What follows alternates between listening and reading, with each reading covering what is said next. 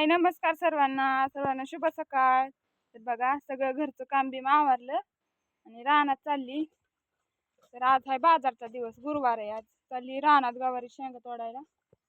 म्हणलं जाताना तुम्हाला दाखवावं आपली गवार शेंगा किती निघतात ते पण दाखवते पुढच्या व्हिडिओ मध्ये। सगळ्या तोडायच्या झाल्या, आता चालली तोडायला। म्हणलं घ्यावं जाता जाता एक व्हिडिओ। आजूबाज नवी कपडे घालून कुठे चाललं जायचं, हो का बादली चालवली शेंगा तोडायला। दुया टाकल्यात म्हणून का? मला वाटलं जेवायच चालल्यात महाळाला।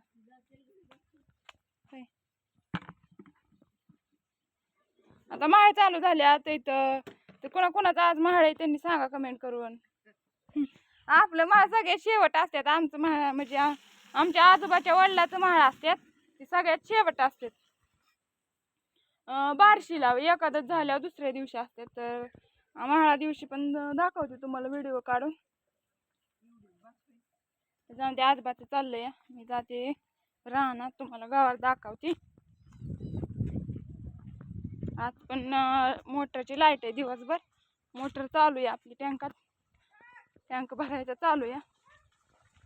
तर बघा चाललाय आपला टँक भरायचा चालू आहे, मोटर दोन्ही पण मोटर चालू आहे। तिथली पण टँकातली पण चालू आहे, तिकडे वरच्या रानात पाणी लावलंय मकावर आणि खालची पण ह्याच्यात पाणी सोडलंय, टँकात पाणी सोडलंय। दोन्ही पण चालू आहे, टँक पण भरलेला राहील आणि ही पण होतंय, भिजावणं पण होतंय। तर हो का भेंडी तर लईच मोठी झाली आहे, बघण्यासारखीच राहिली नाही भेंडी। आता घरीच न्यायची आणि त्याची ब्याची आमटी करायची। भेंडीच्या ब्याची आमटी कोण कोण खातं आणि कोणाकोणाला एवढी मस्त होते ना बाजरीची भाकरी आणि भेंडीच्या ब्याची आमटी। फक्त भाजी करताना ती जास्त तळून द्यायची असते म्हणजे चांगली होती, नाही तळल्या मग नाही चांगलं लागत। काका आमचा आपा आल्या तर मका घेऊन आपा कंस आणली होय मला खायला? हा आहेत काय कंस खायसारखी?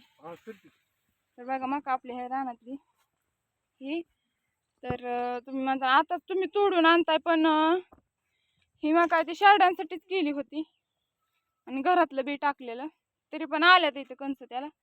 विकतची मका आहे तिकडे दुसऱ्या रानात, लांब आहे तिकडे रानती, तिकडल्या रानात गेल्यावर दाखवते तुम्हाला। अजून काय तिकडे गेली नाही ती पण मका, आता येईन 7-8 दिवसात काढायला। मका काढण्याच्या वेळेस मकाचाच व्हिडिओ येते तुम्हाला। आता इथल्या रानात ते काम चाललंय ते इथल्या येते इथं, जिथं रानात जे काम चाललं तीच तुम्हाला रोज दिसणार आहे। बघा गवार आपली कशी दिसते हिरवीगार। आमच्या आत्या पण आल्या तिथं मकवान घेऊन शेरडांना। तर आता गवार तोडायला सुरुवात करायची, 2-2:30 वाजेपर्यंत होती गवार तोडायची, मग न्यायची विकायला बाजारला। गुरुवारचा बाजार मोठा असतो त्यामुळं, मोठा बाजार भरतो त्यामुळे गुरुवारचं जाते विकायला। दुसऱ्या इतर वारी काही एवढा मोठा बाजार नसतो आणि बारामतीचा बाजार मोठा असतो त्यामुळे तिकडच नेतात। मस्त अशा गवारीच्या शेंगा आल्यात, हिरव्या गार झाल्या तिथं। गेल्या वेळेस तरी थोड्याशा काळ्या दिसत होत्या शेंगा, कारण की त्याच्यावर हे होतं, वातावरण नव्हतं बरोबर। तर बघा आता हिरव्यागार शेंगा झाल्या, त्याच्यावर औषध फवारणी केली त्याच्यामुळं मस्त अशा शेंगा आल्या। सकाळ जवळने दाखवते तुम्हाला, झाड गच भरल्यात इथं। शेंगाला मार्केट पण खूप छान आहे, त्याच्यामुळे तोडायला पण उत्साह वाटतो। काय वाटत नाही तोडायचं, पण मस्त वाटतं तोडायला, कारण कष्ट केलेल्याचं थोडं तरी माणसाला नफा मिळाला ना तर ते काम करायला माणसाला बरं वाटतं। त्यामुळे शेंगा तोडायला काय वाटत नाही, मस्त वाटतं। ऊन जरी असलं तरी पण उन्हाचं पण नाही काय वाटत। तर तोडते एवढ्या शेंगा मी। आणि इकडं पावटा पण आहे हो का, तर पावट्याला एकच बारी होऊन गेलाय, परत काही शेंगा आल्या नाहीत अजून। कवळेच इथं आलेल्या आहेत त्या, पण एकदाच आल्या होत्या 5-6 किलो। ह्यात मध्ये मध्ये बी होतं घरात, ते टाकलं होतं। तर असं आता घेते गवार तोडून मस्त अशी। भेंडी पण तोडायची, भेंडी काय सापडेल ती सापडेल, छोटी छोटी निवडून द्यायची आणि मोठी मोठी घरी ठेवायची भाजी करायला।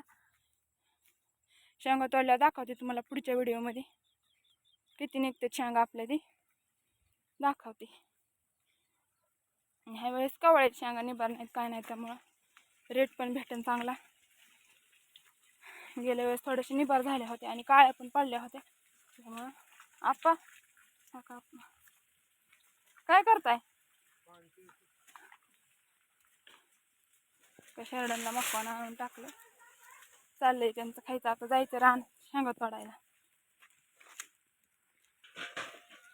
तर बघा कसा वाटतं व्हिडिओ ते कमेंट करून सांगा, शेअर करा, लाईक करा आणि सबस्क्राईब पण करा।